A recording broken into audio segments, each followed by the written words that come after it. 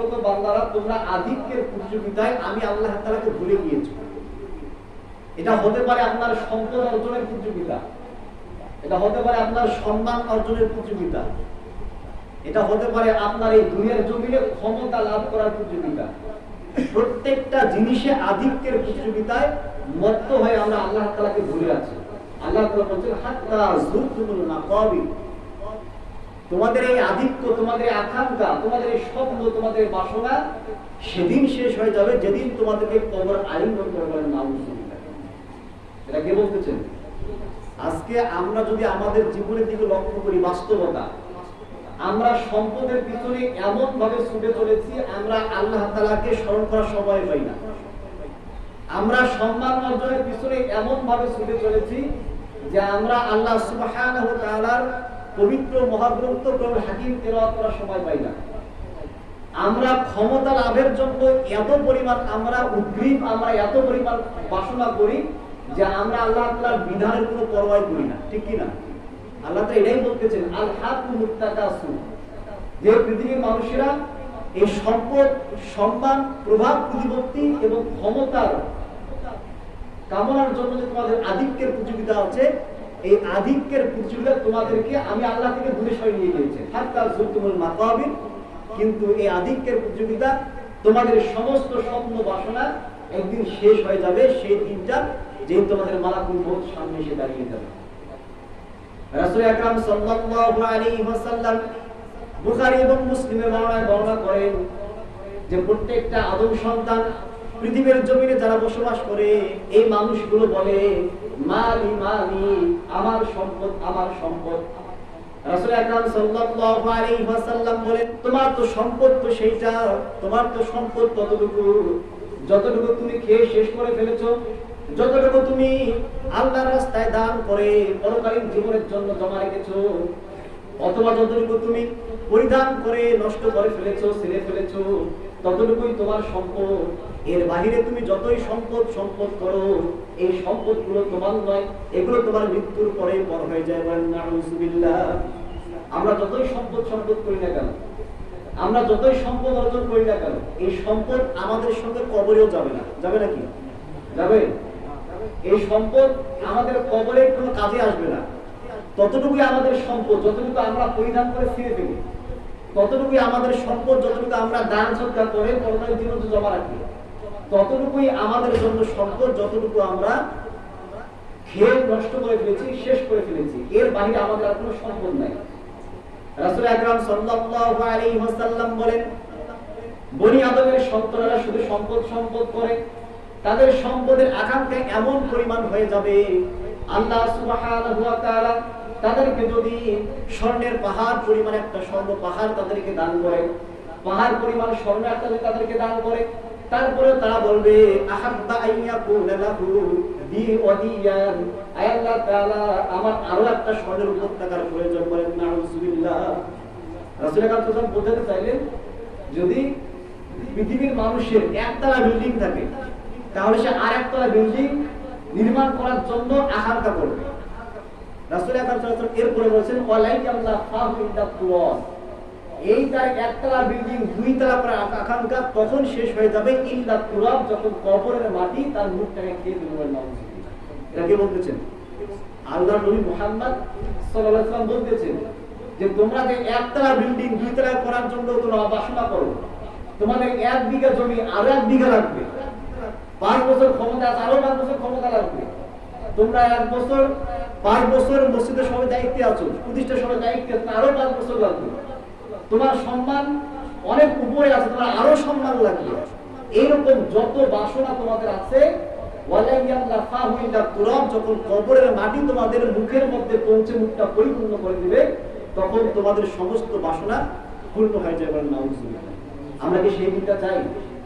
এর আগে কিন্তু আমাদের বাসনা শেষ করা উচিত।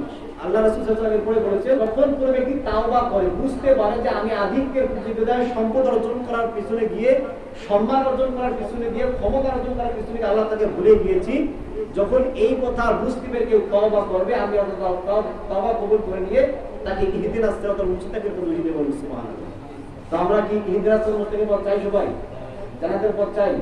জান্নাতের পথ চাইতে হলে আমাদেরকে সজাগ থাকতে হবে। মুমিন কখনো সম্পদের পিছনে ছুটে, সম্মানের পিছনে ছুটে, অর্থের পিছনে ছুটে পরকালীন জীবনকে আল্লাহ তাআলাকে ভুলে যায় না। তারাই পরকালীন জীবনকে ভুলে যায়, তারাই আল্লাহ তাআলাকে ভুলে যায় যারা কাফির মুশরিক, কোরআনকে বিশ্বাস করে না, আল্লাহ তাআলাকে বিশ্বাস করে না, জান্নাত জাহান্নামকে বিশ্বাস করে না, তারাই আধিক্যের প্রতিযোগিতায় আল্লাহ তাআলাকে ভুলে যেতে পারে। রাসূল আকরাম সাল্লাল্লাহু আলাইহি ওয়াসাল্লাম বলেন, পৃথিবীতে তোমরা যত সম্পদ অর্জন করো না কেন, এই সম্পদ তোমাদের জন্য কবরে যাবে না। একটা মানুষ যখন মৃত্যুবরণ করে, একজন মানুষ যখন মৃত্যুবরণ করে তার সঙ্গে কবরে তিনটা জিনিস তাকে অনুসরণ করে। ইসলামী দুইটা জিনিস ফিরে আসে, ওয়াহিদুন একটা জিনিস তার সঙ্গে থেকে যায়, সেই জিনিসটা হচ্ছে তার আমল। বলেন সুবহানাল্লাহ। রাসূল আকরাম সাল্লাল্লাহু আলাইহি ওয়াসাল্লাম বললেন যে একজন মানুষ যখন মৃত্যুবরণ করে তখন তার সঙ্গে তিনটা জিনিস যায়। একটা হচ্ছে আহলুহু, মালুহু ওয়া আমালুহু, আত্মীয় স্বজন যায়, ধন সম্পদ যায়, আর একটা কি যায়, তার আমল যায়। ফায়ারুজি ইসলামী দুইটা জিনিস ফিরে আসে, আহলুহু ওয়া মালুহু, আত্মীয় স্বজন, পাড়া প্রতিবেশী এগুলো ফিরে আসে, ধন সম্পদ ফিরে আসে। ওয়ায়াবকা আমালুহু, তার সঙ্গে যে জিনিস ফিরে যায় তার আমলগুলো তার সঙ্গে কেমন ফিরে যায়। বলুন সুবহানাল্লাহ। তাহলে এই পৃথিবীতে তারাই তো বুদ্ধিমান, এই পৃথিবীতে তারাই তো চালাক ব্যক্তি যারা আমল বেশি করার পিছনে ছুটে। কারণ কবরে আপনার আসলে কি যাবে, আমল যাবে, ধন সম্পদ যাবে না। আপনার যতই ভালো আত্মীয় হোক, আপনার মার পেটের ভাই হোক, আপনার পরম সুন্দরী প্রিয়তম স্ত্রী হোক, সেও আপনার সঙ্গে কবরে যাবে না। একমাত্র আপনার আমার আমল আপনার সঙ্গে কবরে যাবে, তাছাড়া কোনো কিছুই যাবে না। তাহলে আমরা যদি ইমানদার হয়ে থাকি, চালাক যদি দাবি করে থাকি, বুদ্ধিমান দাবি করে থাকি, তাহলে আমাদের কিসের পিছনে ছোটা উচিত? সম্পদের পিছনে, সম্মানের পিছনে, টাকা পয়সার পিছনে, আত্মীয় স্বজনের পিছনে, নাকি আমলের পিছনে? আমলের পিছনে। যদি আমরা আমলের পিছনে ছুটি, তাহলে যদি আমাদের আমল ভালো হয়, তাহলে আমাদের জন্য জান্নাত হবে। তা করতে বলেন সুবহানাল্লাহ। সম্পদ অর্জন করার জন্য রাসূল আকরাম সাল্লাল্লাহু আলাইহি ওয়াসাল্লাম বলেছেন, এমন একটা সময় তোমাদের সামনে আসবে যখন মানুষ সম্পদ উপার্জন করার জন্য হালাল হারামের কোনো বাছ বিচার করবে না। সম্পদ কোন পথে উপার্জন করলে বৈধ হয়, কোন পথে উপার্জন অবৈধ হয়, এরকম তারা কোনো পরোয়া করবে না। পরোয়া না করে রব্বুল আলামিনকে ভুলে, হালাল হারাম ভুলে তারা সম্পদ অর্জন করবে। কিন্তু এই সম্পদ তাদের জন্য কিয়ামতের ময়দানে জাহান্নামের আগুনেই তারা কামাই করবে, জাহান্নামের আগুনেই বয়ান। বলেন নাউযুবিল্লাহ। অর্থাৎ এই দুনিয়ায় এমন একটা সময় আসবে, আমি বলেছি এমন একটা সময় আসবে যে মানুষেরা সম্পদ অর্জনের ক্ষেত্রে বাছ বিচার করবে না হালাল নাকি হারাম। আজ থেকে প্রায় 1450 বছর আগে আল্লাহ নবী এই ভবিষ্যৎবাণী করেছেন। সেই জামানার বাস্তবতা আমাদের বর্তমান জামানা, ঠিক কিনা?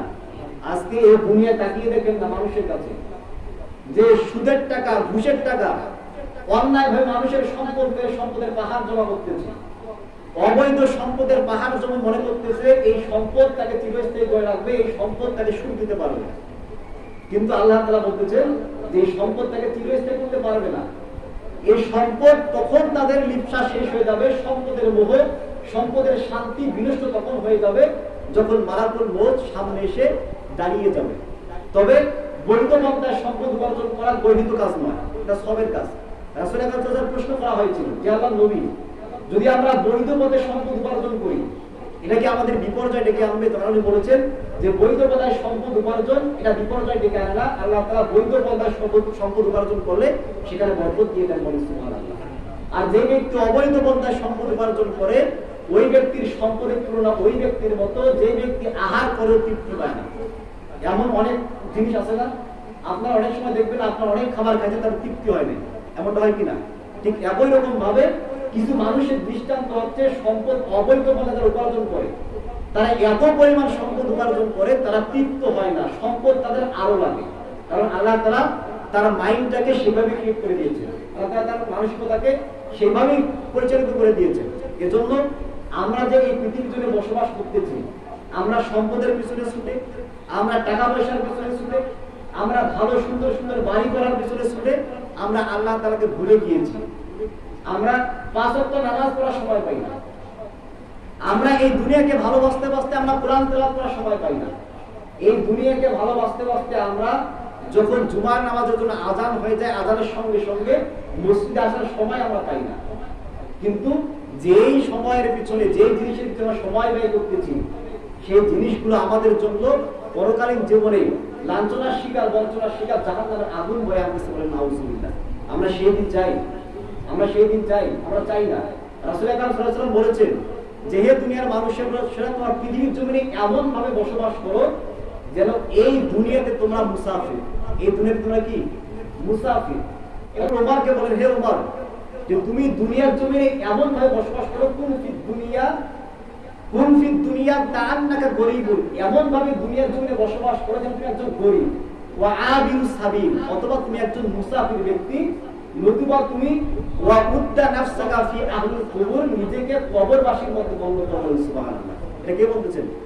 আল্লাহ নবী বলতেছেন দুনিয়ার জমিনে এমন ভাবে বসবাস করো যেমন মুসাফির বসবাস করে। একজন মুসাফির যদি এক জায়গায় আরেক জায়গায় যায় তাহলে কি করে? কোন রকমের রাতটা থাকার জন্য তাঁবু স্থাপন করে সেখান থেকে আবার তাঁবু ভেঙে আবার কোনো জায়গায় চলে যায়। আল্লাহ নবী বললেন তোমরা এইভাবে দুনিয়ার জমিনে তোমরা জীবন যাপন করো এবং তোমরা কবরে যে মানুষগুলো শুয়ে আছে তোমরা ভবিষ্যৎ বলতে চিন্তা করো, আমার জন্য ভবিষ্যৎ হচ্ছে কবরের মাটি বলে। সুবহানাল্লাহ। যদি তোমরা এরকম চিন্তা ফিকির নিয়ে চলতে পারো তাহলে তোমরা পরকালীন জীবনে জান্নাতের বিষয় হবে, ইহদিনাস সিরাতাল মুস্তাকিম বিষয় হবে। সুবহানাল্লাহ। আমরা কি সেই জান্নাত পেতে চাই? আল্লাহ তাআলা এরপরে বলতেছেন কাল্লা সাওফা তা'লামুনা সুম্মা কাল্লা সাওফা তা'লামুন। তোমরা এই পৃথিবীর জমিনে আধিক্যের প্রতিযোগিতায় আমি আল্লাহ সুবহানাহু ওয়া তাআলাকে ভুলে গিয়েছো, কিন্তু তোমরা যে জিনিসের মধ্যে আছো এই জিনিসটা তোমাদের জন্য কল্যাণকর নয়। যদি তোমরা এটা সুস্পষ্ট করে জানতে, যদি তোমরা ভালো করে জানতে, সম্পদের পিছনে ছুটে আল্লাহ তাআলাকে ভুলে যাওয়ার কি পাপ, সম্পদের পিছনে ছুটে যাওয়ার পরে পরকালীন জীবনে তোমাদের জন্য আমি আল্লাহ তাআলা কি আযাব প্রস্তুত করে রেখেছি যদি তোমরা জানতে, তাহলে কখনোই তোমরা ওই সম্পদের পিছনে ছুটে, ওই সম্মান প্রতিপত্তি ক্ষমতার পিছনে ছুটে তোমরা আমি রব্বুল আলামিনকে ভুলে যেতে না। সুম্মা কাল্লা সাওফা তা'লামুন, অথবা যদি তোমরা জানতে কখনোই তোমরা এরকমটা করতে পারতে না। আল্লাহ সুবহানাহু ওয়া তাআলা এরপরে বলছেন লা তারাউন্নাল জাহিম, যখন তোমরা কিয়ামতের ময়দানে উপস্থিত হবে মৃত্যুবরণ করার পরে, তখন আমি আল্লাহ সুবহানাহু ওয়া তাআলা তোমাদের সামনে আমার বঞ্চনার জায়গা, আমার শাস্তিদানের জায়গা জাহান্নাম তোমার সামনে আমি রব্বুল আলামিন উপস্থিত করব। বলেন নাউযুবিল্লাহ। লা তারাউন্নাল জাহিম, আল্লাহ তাআলা বলতেছেন যে তোমরা সচক্ষে এই দুইটা চক্ষু দিয়ে তোমরা জাহান্নামকে কিয়ামতের ময়দানে তোমরা দেখবে। তোমরা দুনিয়ার জমিনে বিশ্বাস করো না, আমি আল্লাহ বলেছি যে তোমার নামাজ না পড়লে আমি জাহান্নামে দিব, কিন্তু সুদ খাও ঘুষ খাও আমি তোমাকে জাহান্নামে দিব, কিন্তু জাহান্নাম বিশ্বাস করো নাই। আল্লাহ তাআলা বলেন লা তারাউন্নাল জাহিম, তোমরা অবশ্যই কিয়ামতের ময়দানে জাহান্নাম তোমরা দেখবে। ফেরেশতাদেরকে আল্লাহ সুবহানাহু ওয়া তাআলা জাহান্নামকে নিয়ে আসার নির্দেশ দিবেন। জাহান্নামে 70,000 লাগাম আছে। কত হাজার লাগাম? 70,000 লাগাম আছে জাহান্নামে, এবং প্রত্যেকটা লাগামে 70,000 ফেরেশতা ধরে জাহান্নামকে টেনে নিয়ে আসবেন। নাউযুবিল্লাহ।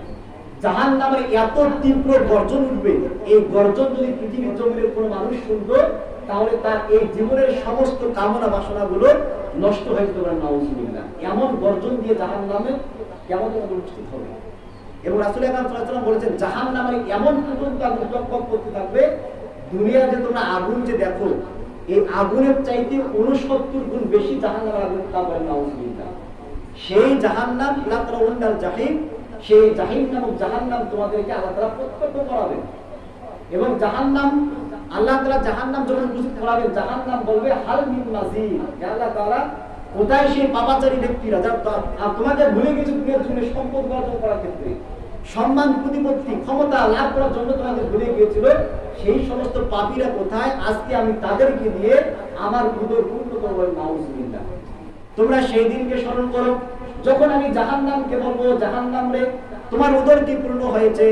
ওয়ায়াকুল, তখন জাহান্নাম বলবে কুল হাল মিন মাজিদ, ও রব্বুল আলামিন আরো কোনো পাপী ব্যক্তি আছে নাকি, আরো কোনো পাপাচার ব্যক্তি আছে নাকি, আপনি আমাকে দিয়ে দিন, আমার উদর এখনো পূর্ণ হয় নাই। এই হাদিসের ব্যাখ্যায় হযরত আনাস বিন মালিক রাদিয়াল্লাহু তাআলা বলেন এরকম ভাবে জাহান্নামের মধ্যে অসংখ্য বান্দাকে অব্যাহতভাবে নিক্ষিপ্ত করতেই হবে, নিক্ষিপ্ত করাই হবে। জাহান্নাম তবু বলবে হাল মিন মাজিদ, আরো আছে নাকি, আবার জাহান্নামের মধ্যে আল্লাহর বান্দা পাপীদেরকে দেওয়া হবে, জাহান্নাম আবার বলবে হাল মিন মাজিদ। তখন রব্বুল আলামিন তার কুদরতি পা জাহান্নামের মধ্যে ঢুকিয়ে দিলেন, বলেন সুবহানাল্লাহ। তখন জাহান্নাম বলবে ওয়া ইজ্জাতি ওয়া জালালি, হে আল্লাহ আপনার ইজ্জতের কসম, আপনার সম্মানের কসম, আমার সম্পূর্ণ অংশ সংকুচিত হয়ে গেছে, আমার উদর পূর্ণ হয়ে গেছে, বলেন সুবহানাল্লাহ। জাহান্নাম আপনাকে আমাকে দেখে বলবে হাল মিন মাজিদ, কোথায় সেই পাপাচারী ব্যক্তিরা, আরো আছে নাকি? আপনি আমাকে দেন, আমার উপর কেন্দ্র করে আমি তাদেরকে বুঝিয়ে দেব দুনিয়ার জমিনে আপনাকে ভুলে থাকার কি মজা। এটা কে বলবে? জাহান্নাম বলবে, আপনাকে আমাকে দেখে দেখে বলবে। তো সেই দিন আমরা কি করবো? সেই দিন কোনো আফসোস করে কাজ হবে? এই দুনিয়ার জমিনে যদি আমরা আল্লাহ তাআলাকে ভুলে যাই, যদি আমরা নামাজ না পড়ি, যদি আমরা কোরআন তেলাওয়াত না করি, যদি আমরা ইসলামের মৌলিক বিধান ফরজ হুকুমগুলো পালন না করি, যদি আমরা সুদ খাই, ঘুষ খাই, জেনার সঙ্গে আমরা বিভিন্ন প্রকার অহিতুক গুনাহের সঙ্গে নিয়োজিত থাকি, তাহলে কিয়ামতের ময়দানে আল্লাহর সামনে দাঁড়িয়ে আমাদেরকে জীবনের জবাব দিতে হবে। আজকে আমরা তো মনে করতেছি যে আমরা আল্লাহ তাআলা আমাদেরকে হায়াত দিয়েছে 50 বছর 60 বছর, এটা হয়তো কোন রকম কাটিয়ে গেলেই আমরা হয়তো বেঁচে যাবো। বেঁচে যাবো নাকি আমরা? রাসূলুল্লাহ সাল্লাল্লাহু আলাইহি ওয়াসাল্লাম বলেছেন যে উমর উম্মতি 60 থেকে 70 বছর আমার উম্মতের গড় আয়ু হবে। খুব অল্প সংখ্যক ব্যক্তি এটা অতিক্রম করবে। এখন এই 60 এবং 70 বছরের জিন্দেগি নিয়ে আপনি চিন্তা করে দেখেন, 10 থেকে 15 বছর আমরা শৈশবে চলে যায়, এবারে 15 থেকে 40 বছর যৌবনকাল, এরপরে বার্ধক্যে চলে যায়। এই যে একটা আমাদের সংক্ষিপ্ত জীবন আল্লাহ তাআলা আমাদেরকে দিলেন, এই জীবনের হিসাব আল্লাহ তাআলার সামনে আমাদের দিতে হবে। জাহান্নাম একদিকে আমাদেরকে ডাকবে, আর একদিকে আমাদের আল্লাহর সামনে দাঁড়িয়ে জবাব দিতে করতে হবে কিয়ামতের ময়দানে। রাসূল আকরাম সাল্লাল্লাহু আলাইহি ওয়াসাল্লাম বলেন, কিয়ামতের ময়দানে যখন সেই কোটি কোটি আলো বর্ষণ করে সূর্যটা দুনিয়ার জমিনে আলো দেয়, এই সূর্যটা যখন কিয়ামতের ময়দানে 1 থেকে 1.5 হাত মাথার উপর থেকে সরাসরি তোমাদের মগজে আলো দিবে, সূর্যের প্রচন্ড তাপের তীব্রতায় জমিনটা তামার মতো গরম হয়ে যাবে। মানুষগুলো, গুনাহগারগুলো তাদের ঘামের মধ্যে হাবুডুবু খাবে, সন্তান কাজে আসবে না, স্ত্রী সন্তানকে দেখে পলায়ন করবে, গর্ভধারিণী মা সন্তানকে ভুলে যাবে, পিতা সন্তানকে চিনবে না, দুনিয়ার ধন সম্পদ টাকা পয়সা তোর কাজে আসবে না। এমন একটা কঠিন পরিস্থিতিতে মাথার মগজগুলো গলে গলে চোখের চোখ দিয়ে পড়বে, কান দিয়ে পড়বে, পশমের ঘোড়ায় দিয়ে চুয়ে চুয়ে পড়বে। এমন কঠিন মুসিবতের সময় আল্লাহ সুবহানাহু ওয়া তাআলার সামনে যখন বান্দারা দাঁড়িয়ে যাবে, রাসূল আকরাম সাল্লাল্লাহু আলাইহি ওয়াসাল্লাম বলেছেন, লা ইয়াজালু কাদামা ইবনে আদম ইয়াউমাল কিয়ামা, কিয়ামতের ময়দানে কোন আদম সন্তান, আল্লাহর কোন বান্দা সামনে এক পা অগ্রসর হতে পারবে না মিন ইনদি রাব্বিহি হাত্তা ইউসআলু আলা খামসিন, যতক্ষণ পর্যন্ত 5টা প্রশ্নের উত্তর দিতে পারবে না। বলেন নাউযুবিল্লাহ।